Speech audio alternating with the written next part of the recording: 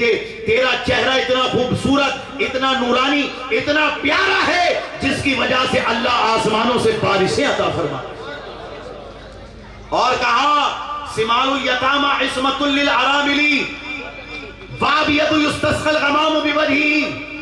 Small الیتامى عصمۃ للارامل، اے میرے بھتیجے تیرا چہرہ اتنا پیارا ہے جس کی وجہ سے آسمان سے بارش برستی ہے، اور تیرا دربار اور تیرا گھرانہ وہ گھرانہ ہے جو یتیموں کا اور بیواؤں کا ٹھکانہ ہے. سبحان اللہ. یہ بات نبی کے بچپن میں کہی جا رہی ہے. اور پھر پیارے نبی نے اپنی انگلی آسمان کی جانب اٹھائی بچپن میں، اچانک بدلی آئی اور ایسی بارش برسی، ایسی بارش برسی کہ سبحان اللہ سارا مکہ سیراب ہو گیا. الحمدللہ.